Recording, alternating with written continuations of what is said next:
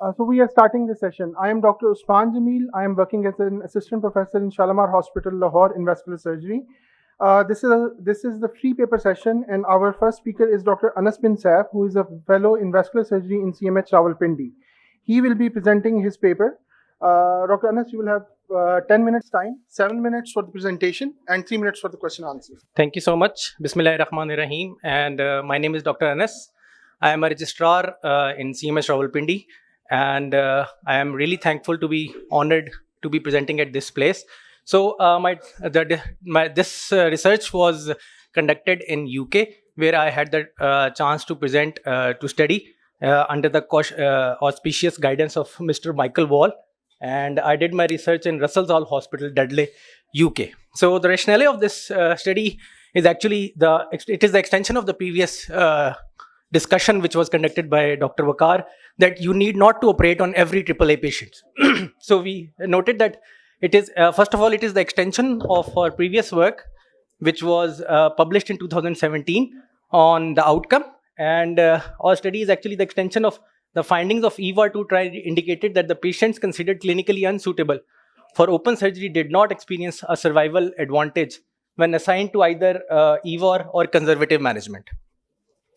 The primary objective of our study was to evaluate the survival of AAA patients who had been placed on turn-down list. So the turn-down list were the patients who were discussed in a multidisciplinary team and were decided that no elective management would be conducted on such patient. The secondary objective included to investigate the factors that influence the overall survival. And in addition, as it included the COVID period as well, to understand the influence of COVID-19 epidemic on our overall functional of that Dudley hospital. The data collection included a retrospective analysis of all the demographics, the AAA size, the cardiopulmonary exercise test results were available, comorbidities, the reason for turn down, and the cause of death were available. The main test conducted was Spiro-Wilk test to see the normalcy distribution, followed by independent student t-test where parametric values were present, and for non-parametric values, Mann-Whitney U-test was done. Chi-square and Fisher exact test was done for proportionate values, and Cox radiation was done to see the survival at the end. So this was mainly conducted in Black Country, a vascular network which included 3 towns, Dudley, Walsall, and Wolverhampton, which comprised a population of 1 million.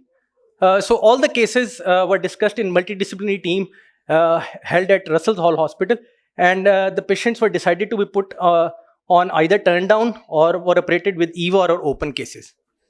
So it was a retrospective study. The data was took out from the electronic database of Black Country Vascular Network, and it included from 2015 till to 2023.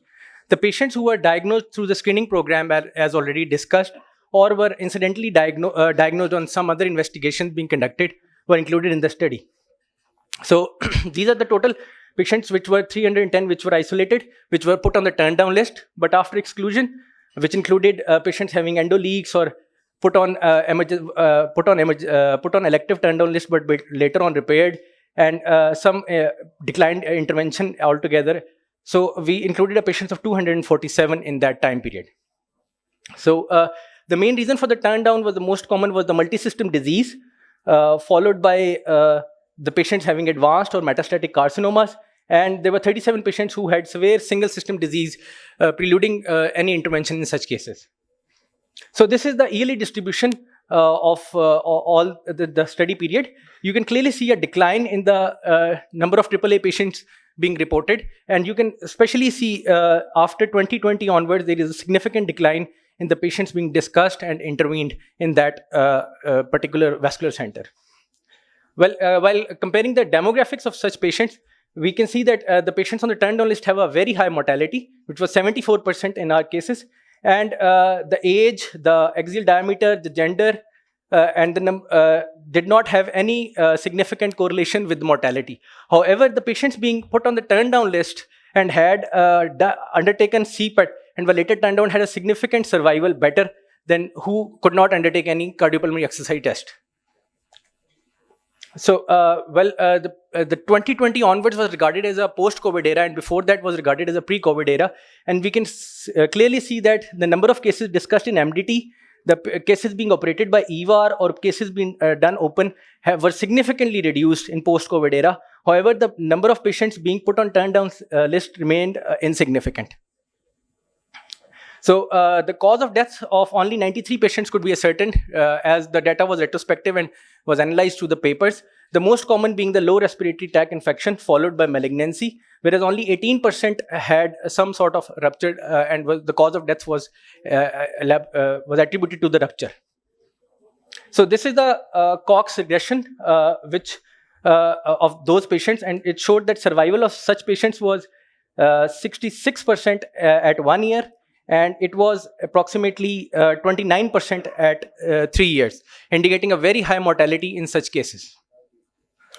Further multivariate analysis did not show any significance association between mortality apart from cardiopulmonary exercise test. Interestingly, one interesting thing which was noticed was that more women were being turned down as compared to men. However, the cause was not known. So there are some inherent limitations to this study, which included that it was only elective cases were discussed. So the complete spectrum of disease could not be ascertained. Moreover, it was a single center study, and it was a retrospective study design, so it had some inherent biases in it. Moreover, the cause of death of all patients could not be ascertained, and effects of COVID-19 on treatment was not fully known in our center as well. So in conclusion, the abdominal aortic aneurysm patients have a high mortality rate, those who are being turned down. COVID-19 has a substantial influence with large drop in number of procedures being conducted at Russell Hospital. Women are increasingly being turned down at a higher rate as compared to men. And the cause of death for a significant number of patients was not rupture. It was, in fact, respiratory infection or some malignancy. And apart from cardiopulmonary exercise test, no other significant mortality was observed in our cases. I thank you all. And this is the hospital where I had the chance to had my on-job training. Thank you. Thank you very much. Thank you very much for your presentation. What was your contribution to this presentation? Sir, first of all, when I went there, I was observing. So Mr. Wall, he asked me that if you can be part of this research. So he gave me the data of such patients after hiding their identity. So I did all the analysis and the groundwork of that. So tell me then, what was the size of the aneurysms for the turned down patients? And number two is, what was the incidence of cardiopulmonary disease, COPD, in these patients? Sir, the most common cardiopulmonary disease which was identified in these patients was hypertension. It was present in about 65% of the cases, followed by ischemic heart disease, which was present in 68% of the cases. And we did the multivariate analysis for the patients being having rupture and later on died. And we did a multivariate analysis and we did not find any significant relation with the size and mortality, rupture and the size as well, sir. The mean size is, the median size is 5.7 centimeters plus IQ are 1.3, sir. Okay, any questions from the audience, please? Yes. Thank you, Anas, for your presentation. So I'm just wondering that these patients were turned on because they were sick to start with, and whether or not probably their life expectancy was limited. Whether you have a chance to compare these patients to their counterparts. Well, this was so that you can have a comparison group because their death is attributed to the aneurysm or because of the other comorbid conditions. Thank you. Well, this point was highlighted when we had the final discussion, and it is a part of subsequent research which is being conducted. We are trying to compare the cohort which had intervention in the same period and trying to get the mortality and morbidity in those cases as well. I just have a quick question. How do your results, maybe you've done it, maybe I've missed it, but how do your results compare with the EVAR2 trial, the mortality and, you know, the sort of survival and mortality, you know, your distribution of male, female, all the other bits and pieces? How does it compare to the results from EVAR2? Sir, actually, it was the rationality of doing such research in our center was, as you all know, that the population of England is aging. So more and more patients were frail when they came. So when we compared it with the EVA2 trial, we noticed that the patient did not had a benefit, survival benefit after any intervention. So comparing it with EVA, we find very similar results, not that different. Thank you. We got a question from Dr. Hassan Bhatti. Thank you.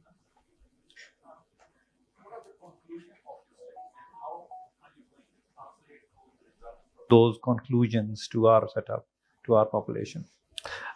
Sir, again, the England population has a different demographic distribution as compared to our population. The most important take-home message in this study is that all patients do not need intervention having AAA. You have to, it has to be the right treatment for the right patient. It is not like all one shoes fit all. It's not that. You have to have a multidisciplinary approach to the patient. You have to see the patient holistically and assess the outcome, and your focus should be to limit the morbidity of the patient, not just treating the aneurysm. Thank you.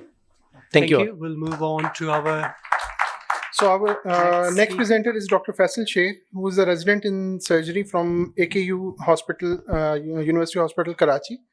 Dr. Faisal, please. Assalamu alaikum and very good afternoon to everyone. My name is Faisal Sher. I am a general surgery resident at AKU, and I will be presenting on the outcomes of surgical intervention for acute limb ischemia, a single center experience from low to middle income countries. I have no interest of conflicts.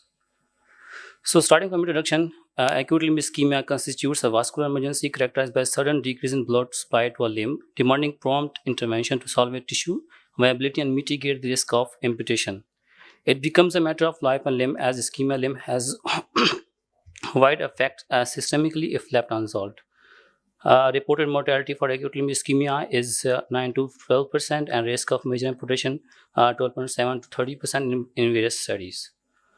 So these are just the basic etiologies of acute limb ischemia. Most of the time could be because of the embolism, could be thrombosis, and could be because of the compression from the outside. I would not go for the red flow classification because it has already been explained by Dr. Tahir Hussain. So just slides. So while several studies have explored etiology, presentation, intervention, and outcomes of ALI, in various healthcare settings, literature remains limited, particularly within the context of low to middle income countries. This is the one study that I quote, Siddiq et al. Conducted retrospective analysis of 49 patients focusing on the effectiveness of embolectomy in patients with viable extremities presenting with 6 hours of onset. Although they did not include the patient with acute and chronic limb ischemia, selecting only specific group of the patient. Similarly, Khan et al. Reviewed 206 patients with the ALI retrospectively. They had a rate of amputation of 13.1% and mortality was 5.8%. The embolectomy was most common intervention performed, and they included a heterogeneous group of patients, potentially diluting the specific outcomes of the interest. Furthermore, insight from low to middle income are scarce. So these are, as these regions often face unique challenges and may influence all ALI management practice and outcomes. So this comes to my objective, which was comprehensively evaluate the outcomes of ALI, primarily the amputation within 90 days and the mortality within 30 days of intervention. So these are just the operation definition being the major and the minor amputation. It was a single center observation study at AKUH, duration from 2020-22. Data was collected from the medical records of patient and designated for pharma, and sample size was all the patients who were presented within this time period meeting the including criteria. So all the adult patients who were more than 18 years of age who presented with acute limb ischemia and underwent surgical intervention were included in studies, and all the patients who with acute limb ischemia due to trauma injuries and pregnant patient and ischemia more than 2 weeks, patient with non-solid limb were excluded from the studies. Ethical consideration was taken, ERC exemption was obtained, patient confidentiality was strictly maintained, and electronic data was saved in a password protected file. Medical record of 256 patients with acute limb ischemia presenting between the time period of 2000 to 2022. A total of 104 patients underwent surgical intervention who met this including criteria. Data analyzed in SPSS version 27, continuous variable expressed mean and standard deviation. Univariate and multivariate analysis was regression analysis was applied to assess the risk factors for the amputation within the cohort. A p-value of less than 0.05 was considered significant. Time to amputation after the onset of symptoms was calculated through the Kaplan-Meier method and stratified according to etiology. Coming to results, the mean age was 58.89 years. The female was more as compared to the male. The most common comorbidities was associated with hypertension, followed by the diabetes mellitus, ischemic heart disease, and arterial fibrillation. Most of the patients fall in the class 2A and class 2B of the Rutherford classification. Most common extremities affected was lower extremities, right and left lower limbs. So total of the 18 patients underwent amputation, which constitutes 17.3%, out of which major amputation was 13 patients and minor amputation of 5%. Limb salvage rate was 87 patient, constituting 83.6%. Total patient had six of the total patient had mortality, constitutes 5.8%. So site of occlusion was femorality was the most common site of occlusion, and most common etiology was embolism. Most common intervention patient had embolectomy, and most of the patient had ASC class 3. Furthermore, postoperative wound infection were obtained in 11 patients, and fasciectomy was performed in 7 patients, and 7 patients had experienced acute kidney injury postoperatively. Upon univariate and logistic segregation, cerebrovascular accident and thrombotic etiology was significant predictors of amputation. However, on multivariate analysis, only thrombotic etiology was independent predictor. Time to event analysis shows patient presenting with acute limb ischemia due to the thrombotic etiologies had a significant shorter time to require amputation, which means patient with the thrombotic etiology has more risk of amputation if presented delayed. So coming to discussion, acute limb ischemia not only affect the limb solely but also cause other damaging outcomes, for example, metabolic derangement and injury in outcomes and uncontrolled blood sugar levels. A different study has reported delay of more than 6 hours, as also discussed in the morning by Dr. Talha, associated with the increases in amputation. Delay referred to the vascular surgery. Surgery is also a cause of limb loss in low to middle income countries, which has been reported in a few studies done in Pakistan. So this is a few studies that I quoted from a discussion path. Kempi et al. Conducted a retrospective analysis of 170 patients. They reported 15% amputation rate and 18% mortality rate at 30 days. Atrial fibrillation was identified as a significant risk factor for poor outcomes. This study findings are comparable to all studies, amputation rate of 73% and mortality rate of 5.8%. Similarly, Grip et al. Did a retrospective comparison of endovascular versus surgical treatment of ALI, and they found that the vascular treatment resulted in a higher patency rate and lower mortality rate compared to the open surgery, supporting the broader trend towards endovascular approaches in the management of ALI. Dubis et al. And similarly, Umesu et al. Has also reported the same outcome. Also, considering the Dubis et al., they had higher mortality rate as compared to that the R mortality rate.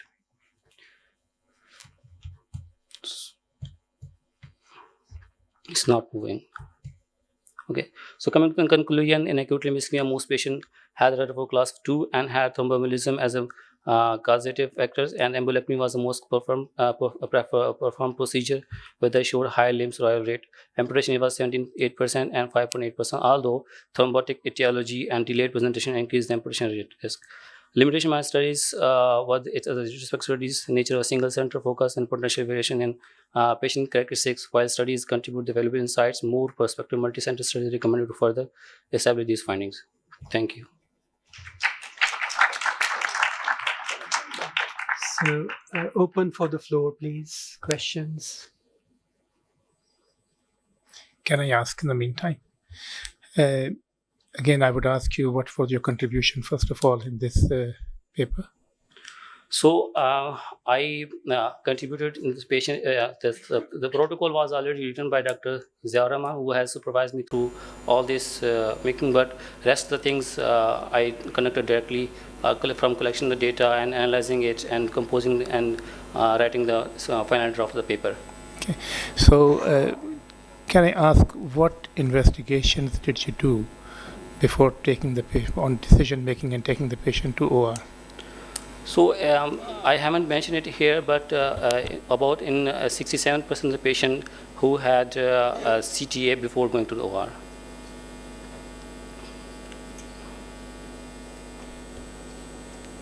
ALI is usually a clinical diagnosis, and we usually do an ultrasound scan just to quickly do the scan and then take the patient to OR. But yeah, okay, thank you. Thank you. Okay, we got a question from Riaz. So one more question. You have mentioned a few patients with a popliteal thrombus. So how did you go about removing a popliteal thrombus through the same incision, or did you take any different approach for that? So as far as I got from the data that I reviewed, the popliteal thrombus, if we only the one incision that could go from the femoral artery, the same incision was used to remove the popliteal thrombus. So I'm not sure about the technique that was used, but that's all I can say. So our next presenter is Dr. Talha Kareem, who is a fellow in vascular surgery from Shifa International Hospital, Islamabad. Assalamu alaikum, Dr. Talha Kareem. I have been a fellow in vascular surgery at Shifa International Hospital. Now I'm a vascular surgeon at Indus Hospital, Multan. I'm going to present a topic on comparison of amputation-free survival and 2-year patency rates between open and endovascular revascularization in patients with peripheral arterial disease. It's retrospective analysis. We all know how the peripheral arterial disease has become a global menace, affecting more than 230 million people worldwide. Pakistan, being one of the developing nations, is badly struck by it. Diabetes and smoking, the two main causes of peripheral arterial disease, are very much prevalent in Pakistan. According to a 2019 survey, the prevalence of diabetes in Pakistan was 17.1%, and which, according to the recent estimate, has increased up to 25%. The prevalence of tobacco use was 13.4%. The recent data, I did not have time to estimate it. Recently published trials like Spanish trial and Basel II trial regarding open versus endovascular approach for CLTI have inclination towards endovascular first approach. The data has limited participants when we discuss regarding the participants of Asian descent. The two main trials that we focused on were the Spanish trial and the Basel II trial. In Spanish II trial, the endovascular and open approach both were shown to have good outcomes.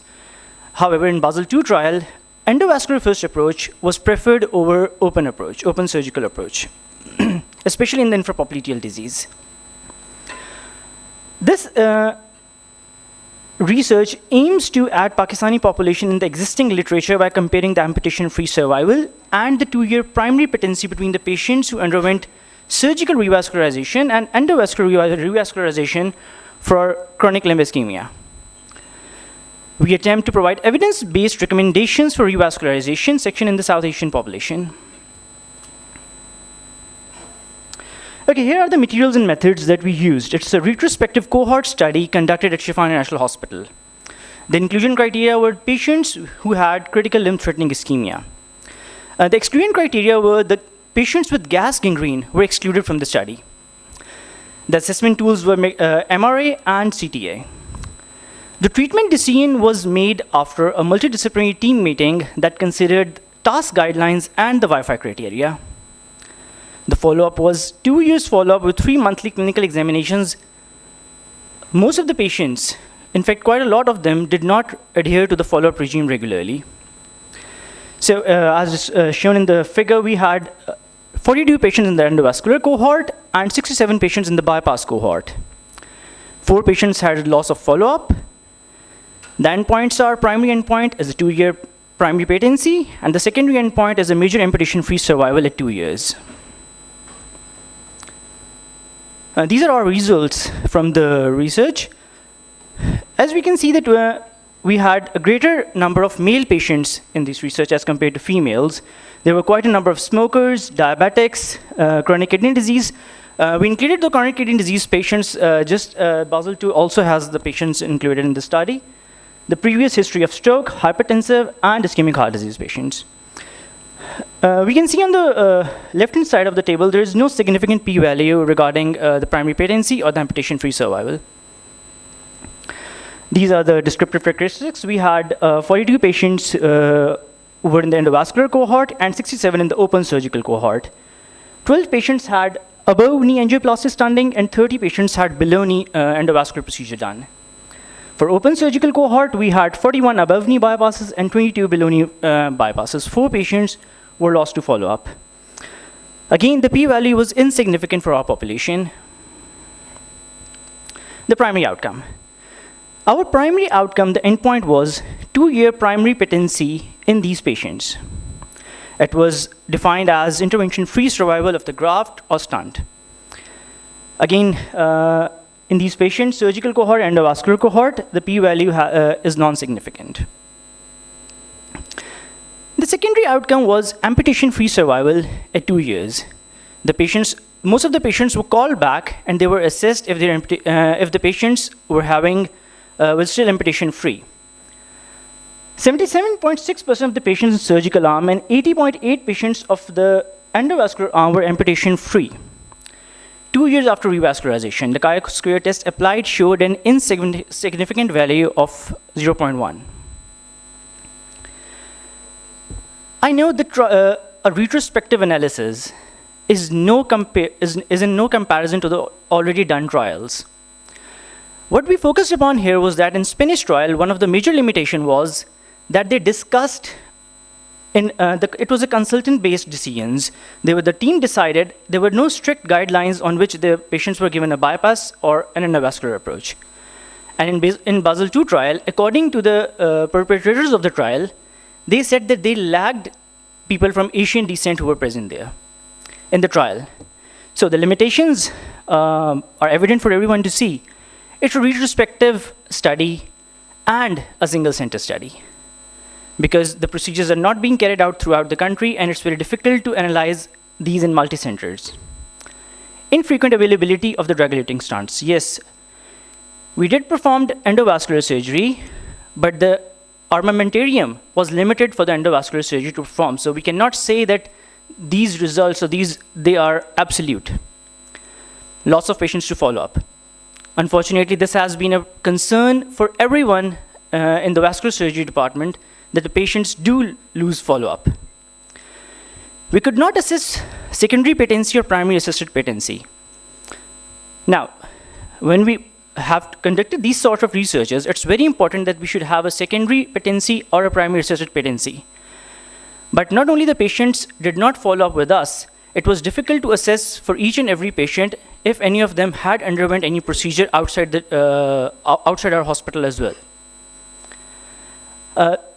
The patients, since it's a retrospective study, so we do not know what was the exact presenting complaint of the patient. Yes, it is mentioned the patient had a CLTI, the patient had a tissue loss or wrist pain, but we do not have a specific idea of the Wi-Fi grade. Conclusions. Our study showed that open endovascular options are equally effective for management of CLTI. Both modalities are successful in achieving an acceptable amputation-free survival. The cases should be tailored to individual needs after being discussed in MDT.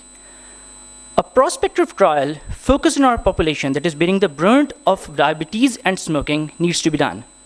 A CLTI registry focusing on the results of the procedures need to be established. Thank you so much for bearing with me. Please proceed to the questions. Thank you very much, Talha. Interesting paper. Can you tell us what was your contribution number 1 for this paper or what for this study? Sir, I was involved in most of these procedures, especially the open surgical procedures. And in all the MDTs, we were there when we discussed the open or endovascular approach for the patients. Okay. So my question is, you have talked about Basel II. Yes, sir. And your figures, although keeping in mind all the limitations of retrospective study, Yes, sir. your results are that open and endovascular are almost the same. Yes, Yeah. sir. Whereas your results are also defy what best CLI said, that open surgery is better than endovascular in the cohort 1, where you have a good long saphenous vein. Yes, sir. So can you tell us what kind of bypass, what kind of vein did you use, or did you use a prosthetic? What conduit you use for these bypasses? Yes, sir. One of our limitations was that we did not have follow-up for the patients who had prosthetic grafts or the saphenous vein grafts. But the procedures that were performed during that time, when the procedures that were prospectively performed, the saphenous vein was marked before the surgery, and it was seen that if the saphenous vein was good enough, it measured more than 2.5 centimeter, we used it for the bypass procedure. Otherwise, a prosthetic graft was used, a PTFE. Have any figures as to how many of these were prosthetic grafts and how many were vein grafts? Yes, sir, the figures are available. They are not right with me, unfortunately. Thank you. Any questions, please? Yeah. Thank you. So you said the patency. So if you have, if you are using the word patency, what are the means by which you have assessed the patency? Because what I can see is probably the event-free period rather than patency. Yes. So did you use any objective measures to assess the patency? Right. Specifically, I mentioned that we were able to assess the primary patency, but not the secondary, tertiary, or the primary assisted patency. The patients were followed up with using duplex scan on every visit and the clinical examination. That was done to assess the patency of the patient in primary. Thank you. And You're welcome. you have used the word cohort study. So if you have used the word cohort study, then you should report odds ratio, because Right. in cohort study the Understandable. measure. Thank you so much. Talha, at the end you gave the overall result that in both the groups the results p-value are wasn't almost, significant, yes, sir.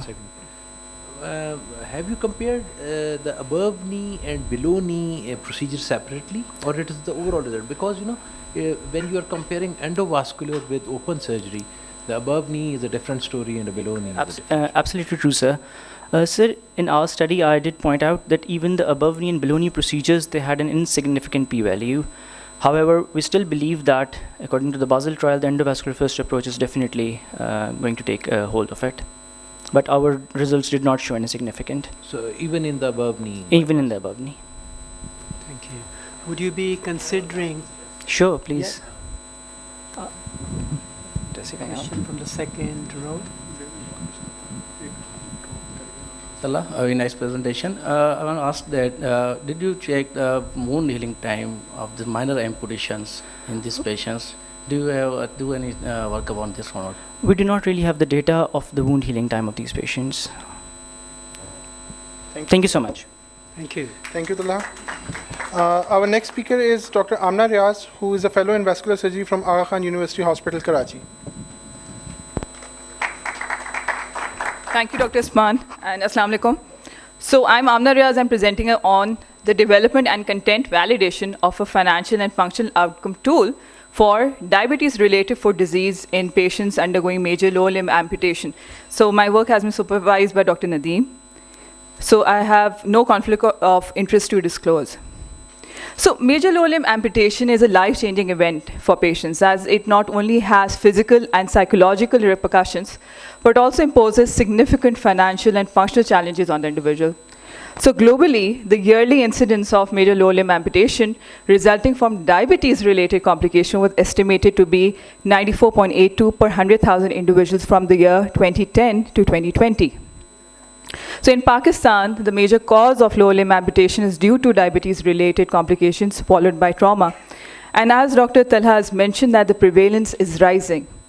So you're looking at the International Diabetes Federation reporting the prevalence of 26.7% in 2022. The absence of job security, limited access to subsidized healthcare, and the physical dependency following surgery compounds the economic challenges faced by patients. So the functional deterioration coupled with direct and indirect costs associated with major lower limb amputation. So the functional deterioration coupled with direct and indirect costs that we talked about, leads to an impaired quality of life. Now, we have talked about direct cost, which have been reported in the various patients with lower limb amputation, but nobody has actually focused on the indirect expenses. And this includes purchasing prostheses or crutches, loss of employment, selling an asset to compensate for the financial loss, and several others. So currently there's lack of existing tools for assessing financial and functional outcomes in individuals who have undergone major lower limb amputation as a result of diabetes-related disease. So this brings me to the objective, which is to create and content validate a questionnaire designed specifically to evaluate the function and financial outcomes of major lower limb amputation in patients with diabetes-related foot disease. So the major lower limb amputation are those patients with above, below, through knee amputation or hip disarticulation. We're looking into the content experts, who would be the experts who are involved in perioperative planning and care of such patients. We're also including a chartered financial analyst to match the theme. The lay experts for patients with diabetes-related foot disease who underwent major lower limb amputation at our tertiary center only. So methodology, this is a prospective observational study conducted by the section of vascular surgery at the Aga Khan University Hospital, and ERC approval was sought. So there were total 4 phases to the study. The first phase was the literature review, where we interviewed patients along with their family members. So this resulted in generation of 61 items, and we had 2 domains, functional and financial. And I mentioned now that we did it in 2 languages, English as well as Urdu. The phase 2 was a focus group discussion, which examined for overlap and duplication. And here, 24 items were removed from the total of 61. Coming to phase 3 and 4, so there was a first round of content validation looking into clarity and relevance. And here we revised 4 items in English and 1 item in Urdu. Next was the final round, and we generated the final questionnaire comprised of 37 items, and it looked like, we'll talk about how it looked like later. So when we're talking about validation of clarity and relevance, we looked into a 4-point scale, with 4 being highly relevant and clear. So we calculated a score which is actually validity index, and that was scored based on the 4-point.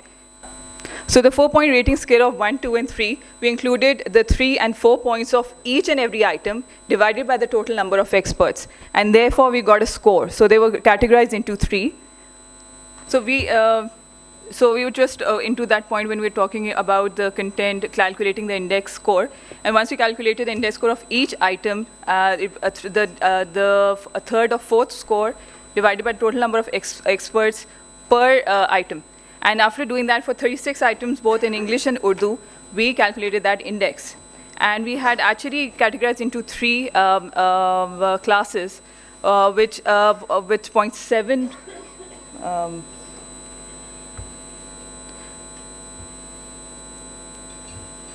with 0.7 basically having the cutoff. And once an item had that level, the item was actually forwarded. But if the calculation of the index score was lower, we actually revised that and send it into the phase, the second phase of the study, which was and revalidated again. So in this way, we did the validation of English, Urdu, and later on we generated the questionnaire. So we just validated the questionnaire, and now we plan. What we are doing is to implement the survey, and then both in the public and as well as the private center, and come back here next year and present those results here. So it was just looking into validation of those questionnaire.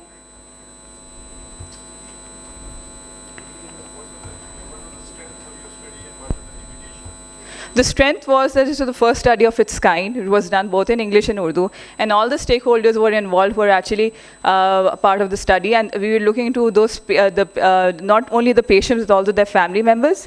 The limitation was that this was a single center study. So that was all this. So here, so the clear nahi hai. Okay, so this is the 3 criteria. The number is 0.79, which was retained.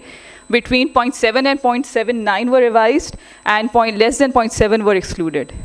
So then we calculated the modified kappa statistic, which actually looked into the degree of agreement beyond chance, and was categorized between 0.74, 0.6 to 0.7, and 0.4 to 0.59. And it actually generated excellent, good, or fair. And then we calculated an average of those.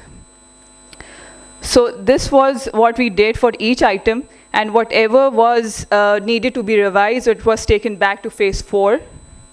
For English, the functional and financial aspects, and the same for Urdu.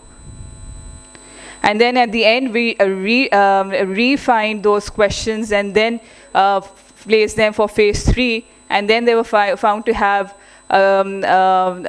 clarity and relevance based on that 4-point scale. And this is what the end result looked like. It was demographic, English, Urdu, the financial impact, the functional impact. So our questionnaire includes functional domains that encompass not only items related to returning to work, but also factors contributing to decision of not returning to work and changes in job roles. Now, the functional category of the questionnaire, which assessed post-amputation quality of life, such as activities of daily living, social functioning, religious activities, engagement in recreational activities, and the status of the spousal relationship also. So there are several quality of life assessment agreed. There's SF36, SF12, which focus on overall patient well-being. There's a vascular quality, QOL, which evaluates quality of life in those with peripheral arterial disease. But these rules primarily focus on wide demographic and evaluate overall patient well-being.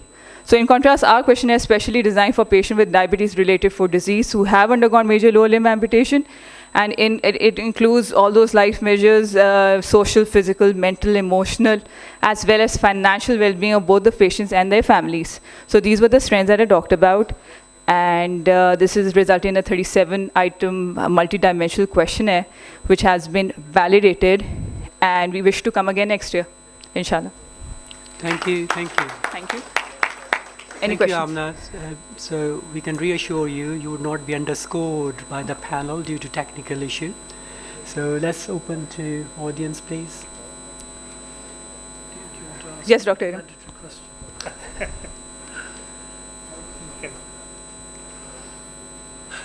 I'll ask Khalid's mandatory question. What was your contribution to the work? So I was involved in all the 4 phases of the study. Yeah, Amna, I think it is a very rigorous kind of work you have done by yourself. I don't know how much time did it take to you from your idea to finalizing this questionnaire, number 1. Number 2, do you anticipate the population presenting to your center is different than the in socio-economic status from the rest of the Pakistan? Because once you develop this in Pakistan, the first users will be Pakistani patients and, the doctors. So my 2 questions. Thank you.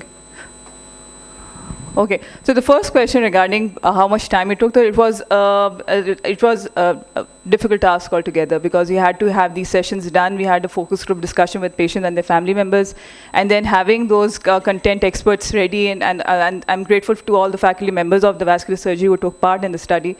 And so this took from the approval of ERC in 2022. We did completed this validation by June last year, 2023. And now we're looking into our patients, applying this on our patients, and then after we get an approval from other centers, we like to do it there as well. And regarding this can be, if you look at those questions, relevant to our patient population, but can be from the same setup of the South Asian continent. Thank you. Move on to our next presenter.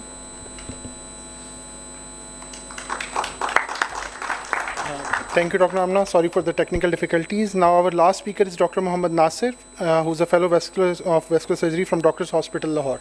Assalamu alaikum. I am Dr. Muhammad Nasir, vascular fellow at Doctor Hospital in Lahore. Today my topic of presentation is the role of small vessel thromboembolectomy in lower limb salvage and its clinico-pathological spectrum in acute limb ischemia. The objective of the study is to evaluate the clinical presentation risk factor, preoperative finding, and postoperative complication of small vessels retrograde embolectomy at Doctor Hospital and Medical Center. Introduction. Acute limb ischemia caused by thromboembolic disease is a common vascular surgical emergency with an incidence of 14 per 100,000 population per year. Surgical management of acute limb ischemia includes thromboembolectomy with balloon catheter with and without fasciotomy, bypass surgery with adjuncts like an atrachectomy, patch angioplasty, and intraoperative thrombolysis. The diagnosis of extensive limb thromboembolism is mainly clinical and associated with some or all of the following symptoms: pain, pallor, paresthesia, paralysis, pulselessness. The treatment of ALI is usually based on Rutherford classification, physical examination, and radiological imaging.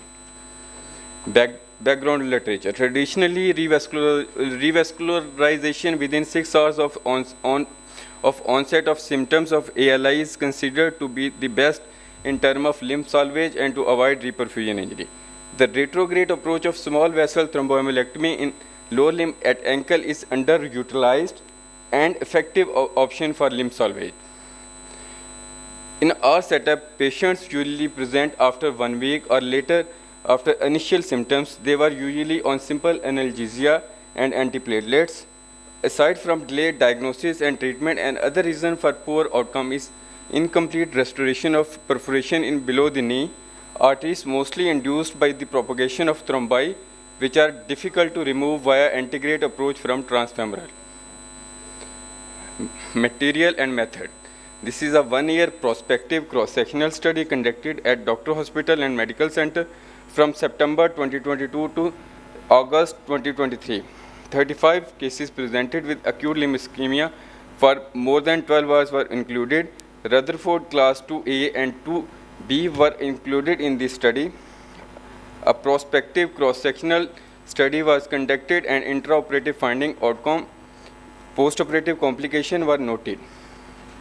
All selected patients were operated by open surgical approach consisting of common femoral thrombectomy and retrograde PT and AT thromboembolectomy at ankle depending on the thrombocyte. PTA exposure. Usually patient is supine with leg externally rotated, incision vertical 1 cm behind the medial malleolus and extending 2 cm up behind the distal tibia.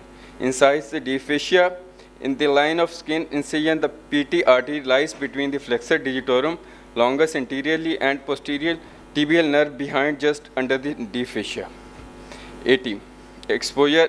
AT patient position should be supine, vertical incision to the midpoint anteriorly between the 2 malleoli, dissect down between the tendon of extensor hallucis longus and extensor digitorum longus to find the artery with its 2 veins. Why PT and AT exposure? These areas of access are the authors, according to the Rutherford 10th edition, preferred cut-down sites for Fogarty embolectomy in the setting of calf and foot thrombosis rather than the below knee popliteal artery.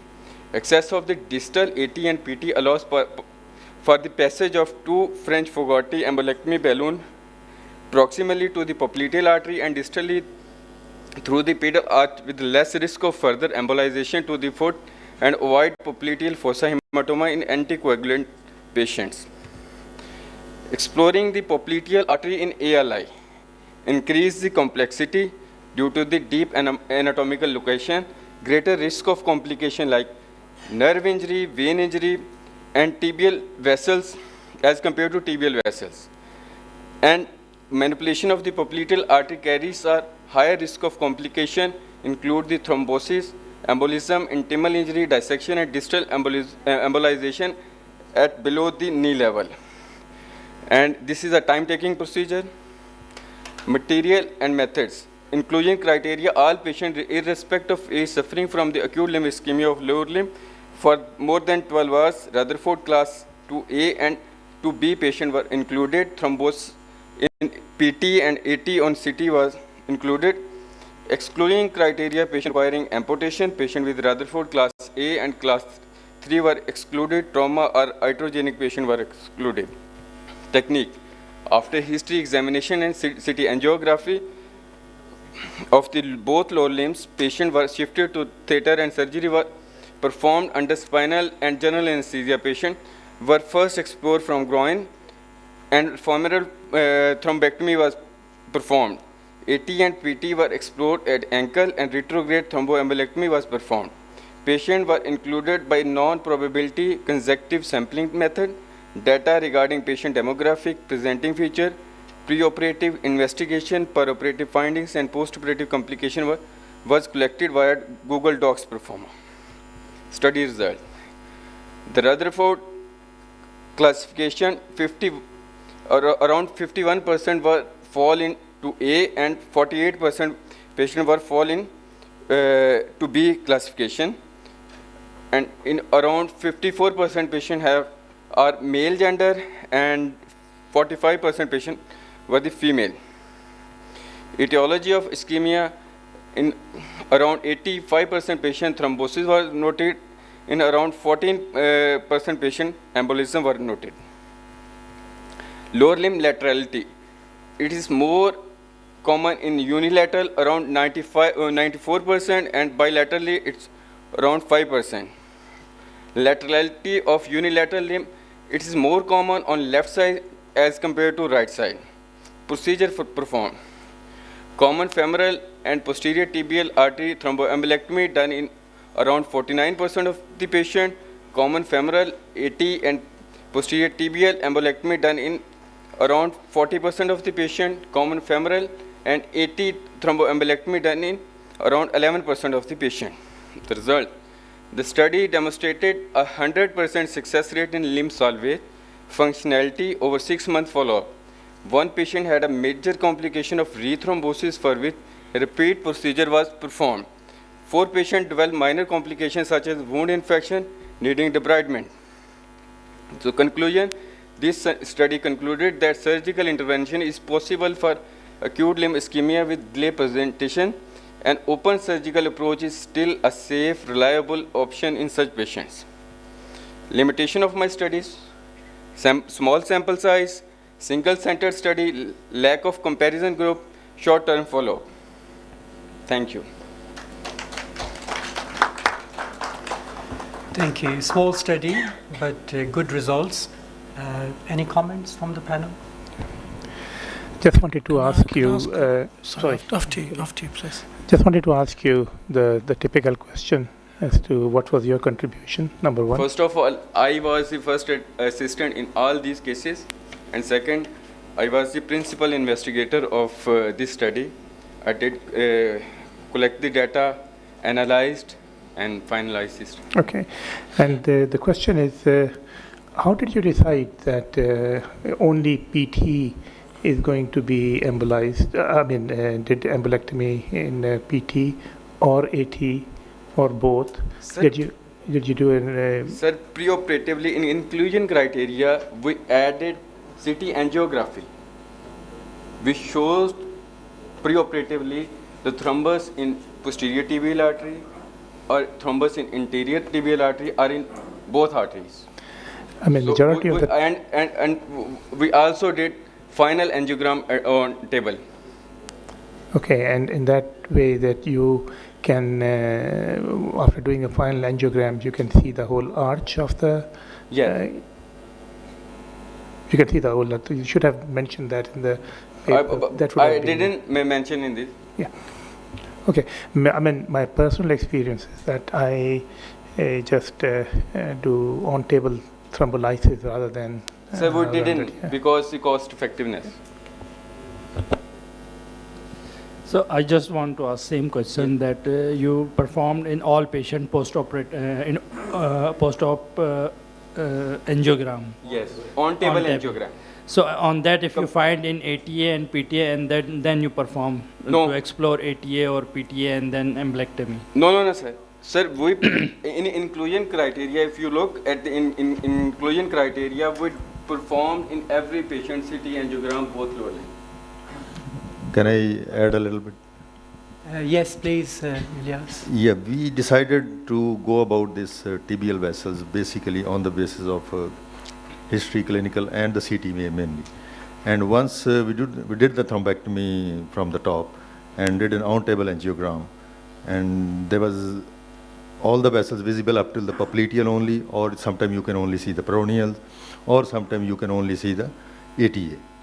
And the posterior tibial is totally out. And the CT already had shown that there was a thrombus in the PTA rather than chronic disease. So then we opened the posterior tibial artery and removed the thrombus from the arch. So in these patients, we knew if we didn't had gone to the tibial vessels, all the limbs had gone, because revascularization was only possible up till the popliteal or up to the mid-calf. It was a chronic thrombus, organized thrombus, and in certain patients, if we could remove the thrombus up till the ankle, still the arch was still thrombosed. So this access make it possible to remove the thrombus even from the arch of the foot.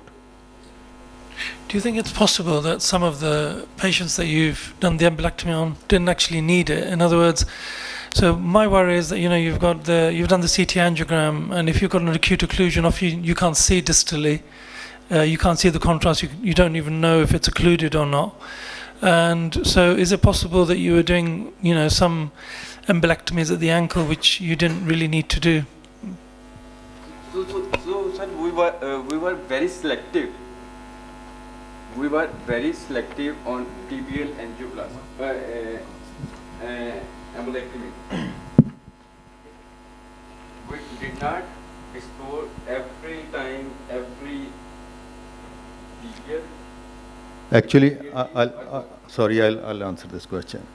Basically, there was no palpable pulse after doing the thrombectomy from the femoral, and the foot was cold, and there was no evidence of revascularized foot on the table, along with the on-table angiogram finding. Thank you for clarification. Thank you.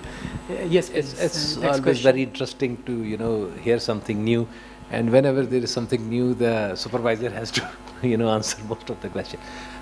Many of the cases in which we do embolectomy, because the time is passing, we are not sure whether it is really acute on chronic or chronic, it's purely chronic. And even on CT angiography, you can't say. So we face problem in which the distal arteries are quite calcified or they are diseased, if they are not even calcified. So, I mean, there is, Yes, good question. Basically, we excluded all those patients from our study, and there are a good number of patients where we had to do an on-table angioplasty as well, and we had to stent few patients as well, and we had to do tibial angioplasties as well. They're all chronic cases or acute and chronic cases, so we have excluded all those patients from this study. Thank you. I think we'll move on to our next speaker. Thank you, Dr. Nasir. Our final speaker is Dr. Faizan Nihal, who is a fellow in vascular surgery, trained from Shifa International Hospital, Islamabad. Assalamu alaikum, everyone. It's a great privilege to present in front of the vascular surgeon giants, as we all know. So basically, I'll be presenting my single center experience. Is basically a descriptive case series of TVAR. Thoracic and thoraco-abdominal aortic diseases. These are generally less common than the abdominal aortic diseases, but thoracic descending aortic aneurysms are about 9 per 1 lakh patients, thoraco-abdominal aneurysm around 5 to 10 per 1 lakh patients, and other diseases that can come under it are acute aortic syndrome that includes intramural hematoma, penetrating aortic ulcers, aortic dissections, and traumatic aortic injuries. Endovascular aortic repair, already so much has been discussed about it. It's been the upcoming treatment for the last 2 decades. And while robust data is definitely available for EVAR, TVAR is also coming up, and now a few studies are being studied, but generally it lacks large randomized control trial up till now. So our experience was conducted at Shifa International Hospitals. In total, 21 patients, they underwent endovascular aortic repairs spanning from January 2018 to December 2022. Out of these patients, 12 patients had thoracic aortic disease for which TVAR was performed. and this was a case series analysis, and data of patients was basically collected from hospital medical records as well as follow-up visits as they presented. And I hope it's clear, otherwise I'll tell. So total 12 patients underwent TVAR. The mean age of the patient was around 62.5 plus minus when 10.1. There were 7 male patients as well as 5 female patients. Out of these, basically 7 patients actually presented with traumatic aortic injuries, and out of them 2 had grade 3 injuries and 5 had grade 2 injuries. Apart from this, there was 1 patient with standard Stanford type B dissection who underwent TVAR in a subacute phase. Plus there were 3 descending thoracic aortic aneurysms and 1 mycotic aneurysm. I'll go into a bit of detail for the TVAR for a patient who underwent traumatic aortic injuries. So in total 7 patients, we had 7 patients. 2 patients, as I've mentioned, were grade 3, 5 had grade 2 injuries. If we look at the etiology, around 6 patients had a history of RTA and 1 patient had a history of fall from first floor. They all basically presented in ER, and we are lucky that at Shifa International Hospital we have a good ER system, and patients do get investigated. And on subsequent examination, investigation, they were found to have traumatic aortic injuries. Patients were resuscitated, and as well as their other injuries were managed, and they underwent then TVAR was done at the earliest possible period. So out of these patients, 5 patients actually remained in follow-up for 2 years. We followed a protocol of basically following patients after procedure at 4 weeks. We monitor patients with CT aortograms at 4 weeks, then at 3 months, 6 months, and at 1 year, and then yearly follow-up. Out of these 5 patients, they followed up till 1 year, and none of them had any endo leak or stent migration or any problem, or there was complete resolution of injuries. 2 patients out of them, they did not come to follow up after 1 month. 30-day mortality in all of the patients was nil. For patients who presented with descending thoracic aortic aneurysm and dissection, we had 5 patients who underwent these procedures. 3 had descending thoracic aortic aneurysm. The size of the aneurysm was above 6 centimeter in all of these patients. 1 patient had mycotic secular aneurysm. She had a history of pleural effusion and pulmonary infections, and on CT scan done for chest issues, we found to have a mycotic secular aneurysm was diagnosed in them. 1 patient actually we did for a type B aortic dissection. She was actually presented to general surgery clinic with a history of upper abdominal pain and chest pain. She was morbidly obese and had obstructive sleep apnea as well. So she, on further workup, they were actually planning to do surgery on her, but on further workup, she was actually found to have a type B aortic aneurysm, and with uncontrolled hypertension, which was not controlled by any medication, so she had underwent a TVAR procedure. Out of all these patients, during follow-up, none of the patient on routine on surveillance scans had endo leak or any other problem. But after 1 year, only 2 patients came to follow up, and after 1 year we lost 3 patients. They did not present it further to us. Out of one of this patient who we did TVAR for secular aneurysm, she actually developed osteomyelitis of thoracic vertebra and was kept on parenteral antibiotics for long term, and she eventually made a recovery. Plus, in all of these cases, there were again no mortality was recorded at 30 days. This was actually a picture of this mycotic thoracic aneurysm, and we did. Think the pictures, if you can see, we covered it well, and So in conclusion, the TVAR is still, as we all know, it's in a very nascent phase in Pakistan. All patients, we had 0 failure rate, that we were successful in treating the primary the problem, and we did not have any incidence of any 30-day mortality otherwise, and we did not have any incidence of any renal failure or paraplegia in post-course. The challenges that we face is high cost. Currently, the cost of doing this procedure is around 3.5 million. Loss to follow-up was another problem, especially the patient who presented with traumatic aortic injuries, because once they got better, they thought maybe that they did not need it, but we actually tried to surrogate follow them, but still some patients did not come to follow-up. And lack of facilities to perform these endovascular procedures are actually the biggest hurdles in the growth of endovascular aortic repairs in our country. Thank you. Thanks for clear presentation. Excellent results for 21 cases. Quite impressive. Any comments from the panel? Open for discussion, please. Yes, sir.